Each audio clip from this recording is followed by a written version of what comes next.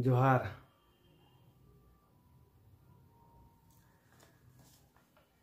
आज एक नए वीडियो के साथ आप लोगों के सामने उपस्थित हूँ। अब झारखंड में चुनाव भी आ रहा है।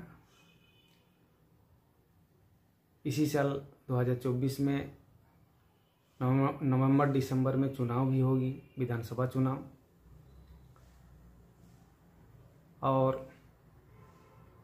2025 में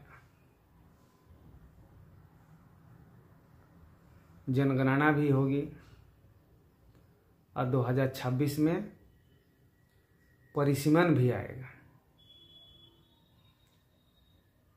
यानी एसटी के लिए दी गई रिजर्व सीट घटेगी। अब धीरे धीरे सबको समझ में आ रहा है। चिंता बढ़ना लाजमी है, बढ़ना भी चाहिए। जब जानते हैं कि India is a land of indigenous, यानी इंडिया इंडिजिनस लोगों का देश है, फिर इस देश में मात्र 7.5 ही आदिवासी कैसे? ये तो बहुत बड़ा प्रश्न है। अपने ही देश में इंडिजिनस इतना ज्यादा माइनॉरिटी कैसी हो गया? कोई सोचने के लिए तैयार ही नहीं है, क्योंकि इंडिजिनस लोगों को हिंदू, इस्लाम और क्रिश्चियन में शामिल किया गया है। इंडिया से इंडिजिनस को खत्म करके इनका जमीन और पहचान खत्म करने के लिए ही सेंसस में खेल किया गया था। इसलिए ही अब तक आदिवासी को अलग धर्म कोड नहीं दिया जा रहा है। आदिवासी धर्म कोड तो किसी भी हाल में नहीं देगी। आदिवासी धर्म कोड सरकार किसी भी हाल में नहीं देगी। अगर सरना सारी के नाम से देता भी है तो उसे सरना सनातन या सरना हिंदू कहा जाएगा। जैसे जैन, बुद्ध, सिख, लिंगायत आदि को हिंदू ही माना जाता है, वैसे ही सरना को भी हिंदू ही माना जाएगा। आदिवासी धर्म कोड नहीं देगा। सरना दे सकती है, लेकिन उसे हिंदू के कैटेगरी में ही रखा जाएगा। जब 1929 में बंगाल में ऊंची जातियों का जाति सम्मेलन हुआ था, तब से ही आदिवासियों को क्षत्रिय और हिंदू लिखवाने का षड्यंत्र शुरू हुआ था। संथाल, भूमिज, कुड़मी, कोच, राजवंशी आदि एबोरिजिनल लोगों को क्षत्रिय बनाने की कुप्रचेष्टा की गई थी। समझे ना? कैसे क्षत्रिय सबको बनाने का कुप्रचेष्टा बंगाल से ही शुरू हुई थी। 1923 में जब ऊंची जातियों का जाति सम्मेलन हुआ, वहीं से षड्यंत्र चालू किया गया और संथाल, भूमिज, कोच, कुड़मी, राजवंशी आदि को क्षत्रिय बनाने की कुप्रचेष्टा शुरू हुई। ये समस्त एबोरिजिनल थे, एबोरिजिनल ही है।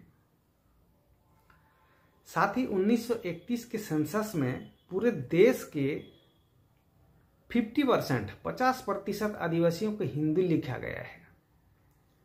1931 के सेंसस में ही जो है देश के 50% आदिवासियों को हिंदू लिखा गया है।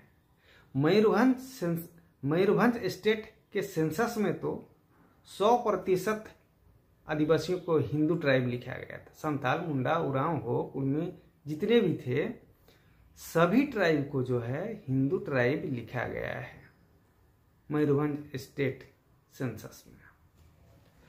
इस षड्यंत्र का विरोध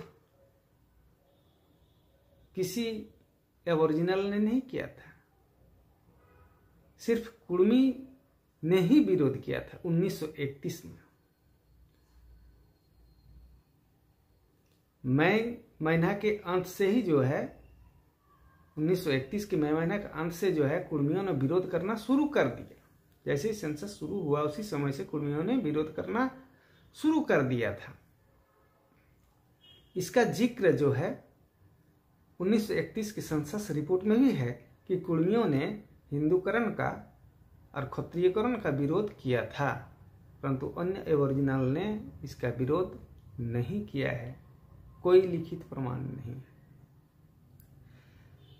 census of India 1931 volume 1 part 3 में ही भारत के सेंसस कमिश्नर, पूरे बृहत भारत के जो सेंसस कमिश्नर थे वे थे 1931 में JH हटन। वे 1929 से लेकर 1933 तक भारत के सेंसस कमिश्नर थे, जो आज सेंसस कमिश्नर को RGI भी कहा जाता है। सेंसस कमिश्नर कम RGI दोनों पोस्ट होल्ड करता है। उस समय RGI नहीं होता था, उस समय सिर्फ सेंसस कमिश्नर ही होता था। ये RGI का पोस्ट तो 65 के बाद से इसको किया गया है। इस षड्यंत्र का विरोध कुर्मी आदिवासियों ने 1931 में तो किया ही था।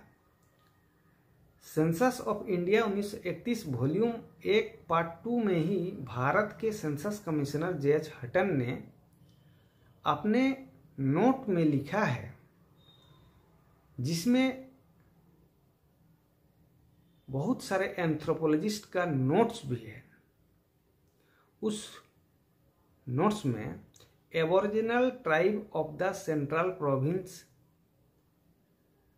का उसका चैप्टर है, जो WH सुबर्ट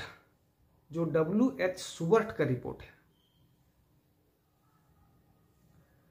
उस रिपोर्ट में लिखा गया है कि 40 लाख एबोरिजिनल के स्थान पर 19,70,000 एबोरिजिनल को हिंदू लिखा गया, यानी 20% को हिंदू लिख दिया गया। 40 लाख एबोरिजिनल के स्थान पर 19,70,000 एबोरिजिनल को हिंदू लिखा गया। 19,70,000 माने 20 लाख, यानी 50%, 40 में 50% एबोरिजिनल को हिंदू लिखा गया, जिसमें बिहार का भी जिक्र है कि बिहार में 30 लाख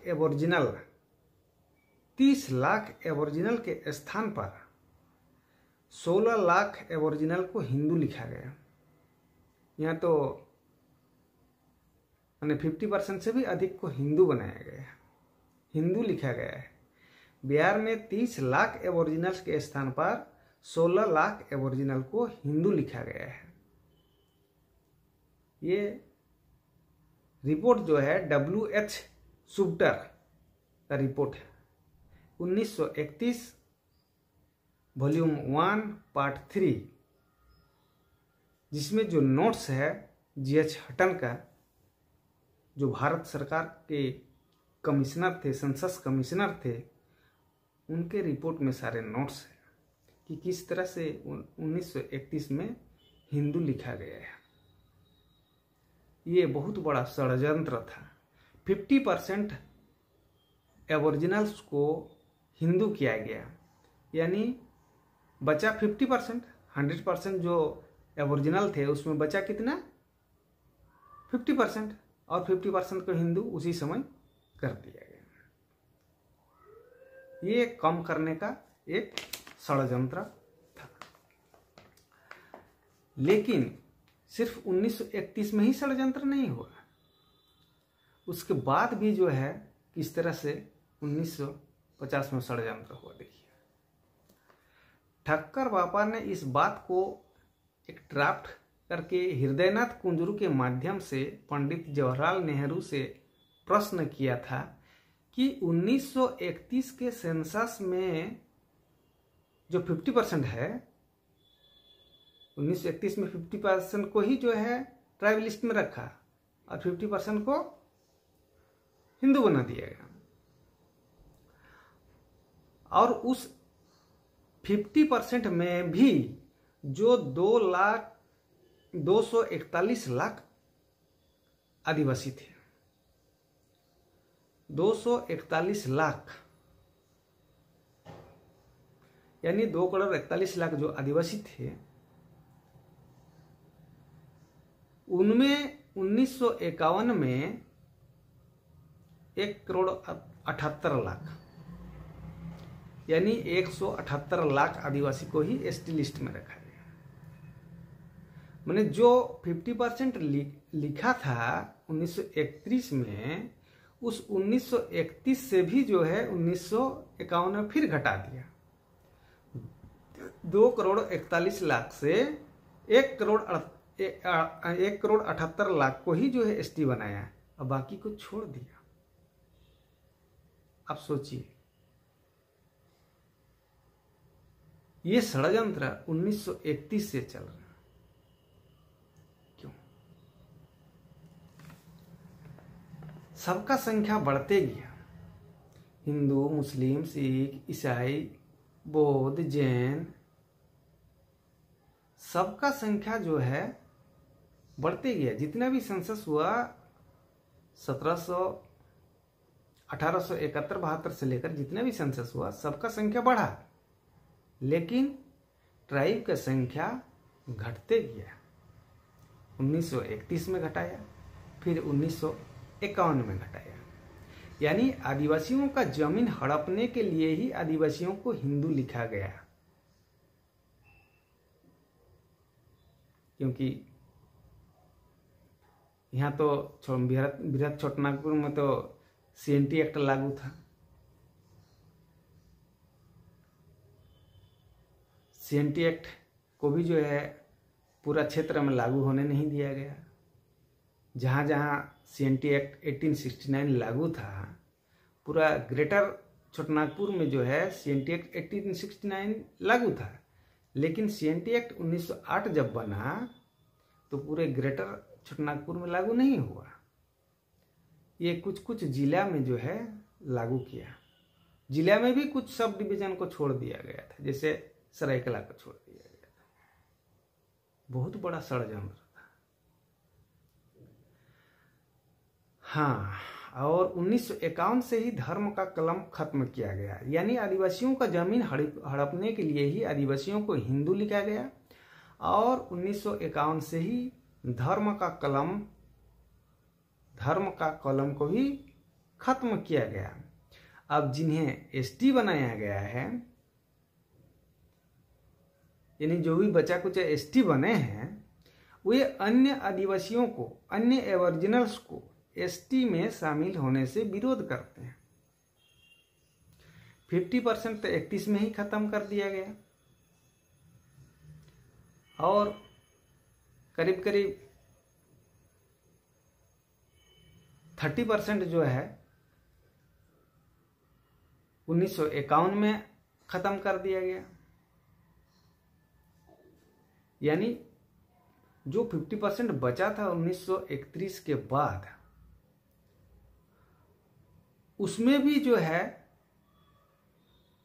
करीब करीब 20% को शामिल ही नहीं किया है, 30% को शामिल किया है।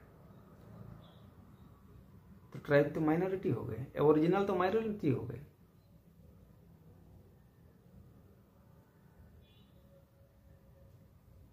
उसमें भी ईसाई है, मुस्लिम है। उस 30% में भी ईसाई है, मुस्लिम है, हिंदू है, सब मिला हुआ है।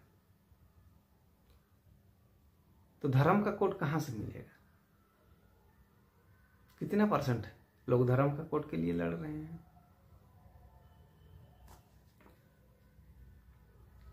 धीरे धीरे जिस तरह से 1931 से आदिवासियों को हिंदू बनाया गया, उसी तरह बचे हुए एसटी का अधिकार भी खत्म होगा, ये निश्चित है। क्योंकि बचा तो अब 30%, जहां 100% एबोरिजिनल थे 1931 के पूर्व, आज बचा है सिर्फ 30%। तो जब 70% का अधिकार को छीना गया, उसका पहचान को खत्म किया गया, तो 30% कितना दिन टिकेगा? ना तो इसको धर्म कोड मिलेगा, धर्म कोड को तो दूर की बात, अब एसटी का समस्त अधिकार ही छीना जाएगा। कुछ दिन के बाद ये एसटी भी जो है अपना एसटी सर्टिफिकेट लेने नहीं जाएंगे। जब अधिकार ही नहीं बचेगा तो सर्टिफिकेट लेके क्या करेंगे? अब देखते जाइए, सारा चीज तो प्राइवेटाइजेशन कर रहा है, जमीन तो सब जगह लूटा जा रहा है, एसटी के साथ हर जगह अत्याचार हो रहा है, शारीरिक, मानसिक, आर्थिक, हर चीज में अत्याचार हो रहा है एसटी के साथ। अब परिसीमन आएगा, परिसीमन में जो भी थोड़ा बहुत बचा कुचा अधिकार है वो भी खत्म हो जाएगा।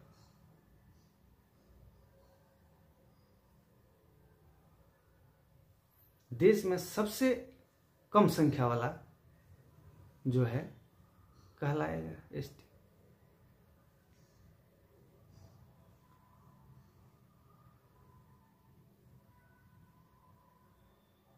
क्योंकि ये लोग जो भी बचे हुए हैं एसटी में, जिनको भी रखा गया है, उन लोगों ने कभी भी जो है इस बात का खोज नहीं किए कि आदिवासी किसको कहते हैं, एबोरिजिनल कौन लोग हैं और इनके साथ क्या षड्यंत्र हुआ जो आज इतना कम संख्या में हम लोग एसटी में हैं। अब धर्म कोड की मांग कर रहे हैं, सरना धर्म कोड। अरे भाई, सरना धर्म कोड 1950 के पूर्व कहाँ था? सरना धर्म कोड नाम से आपको मिल सकता है तो एनिमिस्ट नाम से मिल सकता है। आदिवासी धर्म कोड लीजिए, आदिवासी धर्म कोड की मांग कीजिए। और ये भी तब तक संभव नहीं होगा, तब तक अधिकार नहीं मिलेगा जब तक समस्त छूटे हुए एबोरिजिनल्स को, छूटे हुए आदिवासियों को, छूटे हुए इंडिजिनस लोगों को एसटी में शामिल करने की बात वे लोग नहीं करेंगे, नहीं उठाएंगे, साथ नहीं देंगे, तो वे भी खत्म होंगे।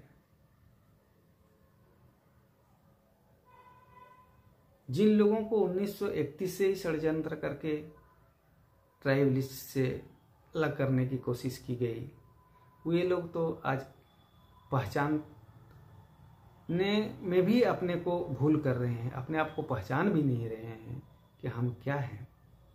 तो जो बचे हुए थे, जिनको अधिकार भी दिया गया है 1950 में, उनके पास तो आदिवासियत बोल के कुछ बचा ही नहीं है।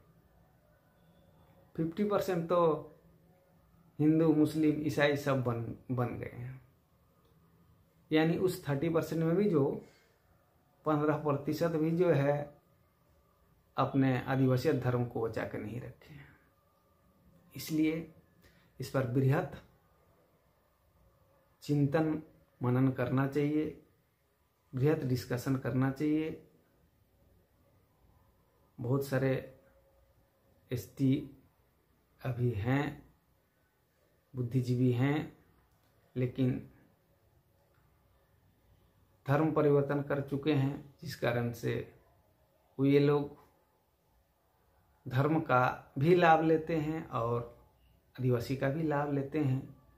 इसलिए अन्य आदिवासियों को शामिल भी वो लोग नहीं करना चाहते हैं, वो लोग विरोध करते हैं, क्योंकि वो लोग धर्म से फिर हटना पड़ेगा, ओरिजिनल आदिवासी धर्म में आना पड़ेगा। इस डर से जो है वहाँ फायदा वो लोग नहीं छोड़ना चाहते हैं। लेकिन इस आदिवासी धर्म में जो है अपनी पहचान के साथ जो है बृहत अधिकार मिल सकती है।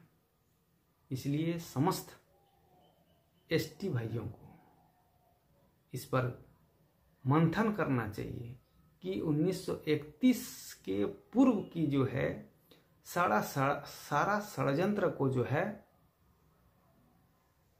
देखना चाहिए। सारे षड्यंत्रों को 1931 के पूर्व से जितने भी षड्यंत्र की गई है ट्राइब के साथ, उस षड्यंत्र पर गहन अध्ययन करने पर ही जो है इंडिया में इंडिजिनस की संख्या दिखेगी, अधिक होगी और इंडिजिनस का ताकत आएगा। इंडिया कहलाएगा, इंडिजिनस का है इंडिया। जैसे आज कहा जाता है कि आदिवासी राज्य है झारखंड, लेकिन आदिवासी 18% भी नहीं है। सही से अगर इसका सेंसस किया जाए तो 18% भी आदिवासी नहीं है। आदिवासी का राज्य कैसे? क्योंकि गैर सरकारी आदिवासी को भी जो है आदिवासी मानकर इस राज्य का निर्माण किया गया था। उसी तरह से इंडिया इंडिजिनस का है, वो दिखना चाहिए। और इंडिया इंडिजिनस का होगा यदि एसटी लोग ईमानदार होंगे। तो जब एसटी लोग जिनको सुविधा मिल रही है वे ईमानदार नहीं हैं, ईमानदार होते तो इसका भी खोज करते कि आखिर ये एसटी कैसे बने, 50 के पहले वे क्या थे, 1931 के पहले वे क्या थे, उसमें कौन कौन जनजातियां शामिल थी, आखिर उन लोगों को क्यों छोड़ा गया है, उन लोगों को अब तक क्यों शामिल नहीं किया गया है, उन लोगों को कैसे शामिल किया जाएगा, हमारी ताकत कैसे बढ़ेगी, हमारी संख्या कैसे बढ़ेगी, हमारी जमीन जायदाद के साथ साथ माने सारा चीज जो है उसका अधिकार कैसे मिलेगा, खान खनिज जल जंगल जमीन कैसे बचेगी, इस पर गहन अध्ययन करना चाहिए। जो भी बच्चे कुछ एसटी अभी फैसिलिटी पा रहे हैं उनका ये कर्तव्य बनता है, उनका ये दायित्व बनता है कि अपने जो छूटे हुए ट्राइब्स को कैसे शामिल करें एसटी में। धन्यवाद दोस्तों। कैसा लगा वीडियो? अच्छा लगे तो इसे शेयर कीजिएगा, कमेंट कीजिएगा, लाइक कीजिएगा। धन्यवाद। आज के वीडियो में मैं समाप्त करता हूँ। समस्त इंडिजिनस लोगों को जोहार।